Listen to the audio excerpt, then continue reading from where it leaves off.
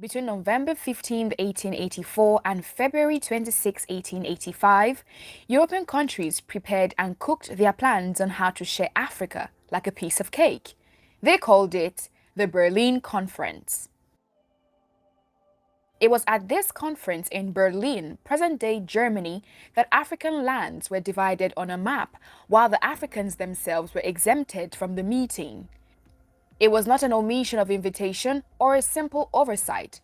Rather, it was a large-scale legalized daylight robbery. Africans were considered irrelevant and incapable of making meaningful decisions on what happened to or on their lands. Since they were uncivilized, according to these European invaders, they needed help, and the participants of the Berlin Conference were to be their saviors. Towns, lands, and rivers were all portrayed on the map that hung on the wall. With just a ruler and pencil, borders were formed, territories were claimed, and trade routes were created or removed, while historical background, cultural laws, sovereignty, and traditional institutions of a people dating back thousands of years were completely ignored. And just like a piece of cake, Africa, the second largest continent in the world, was shared at a conference table. The conference was organized by Otto von Bismarck, the first chancellor of the new German Empire, who was concerned with securing portions of the continent within which exploration had begun. The conference birthed the General Act of the Berlin Conference, which had been nicknamed the Scramble for Africa. The conference consisted of top European nations who were invested in exploring the resources that abound within the continent. This was justified under the guise of civilizing or developing the countries, which they considered barbarian and primitive. This paved the way for the colonization of the African states by the Western countries and eventually robbed the continent of its rich cultural heritage and linguistic diversity. By the time most of these countries would gain independence from their colonial masters during the 20th century, great damage had already been done. The structures and systems that had been laid down by the colonizing nations made inadequate provision for self-sufficiency and thus had a great dependency on their colonizers for survival. So, how did the Berlin Conference come to be? And what impact did it have on Africa as a whole? By the Europeans that Africa belonged to no one in particular and had to be claimed and developed. When the Berlin Conference took place, no African individual or leader was present. Ironically, Africa had experienced a great deal of development before the Europeans. By the 13th century, different empires within Africa had attained global prominence, drawing the attention and curiosity of the Western world. Some stories about the level of wealth contained within the continent seemed too good to be true, but with the discovery of the Congo River Basin in 1874 by Henry Morton Stanley, there was certainty about Africa and its rich resources. One of the leaders who was very interested in these discoveries was King Leopold II of Belgium.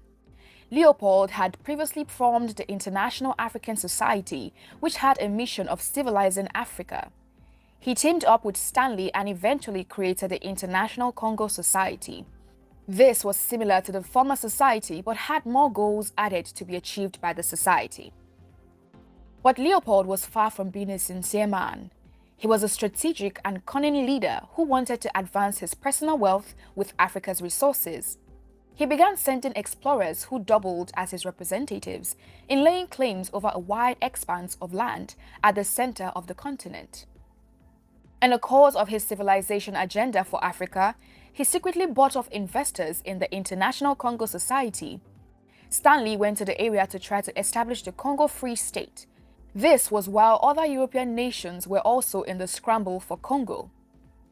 France, on discovering Leopold's hidden agenda, sent their own explorer, Pierre Savognin de Brazza, who created Brazzaville and mounted the French flag, while Portugal laid claims as well on the Congo area, which they backed by treaties signed with leaders of the ancient Congo Kingdom. In a continent of gold they had heard rumors about, and this resulted in competition and great conflict between these nations that were claiming different regions of Africa.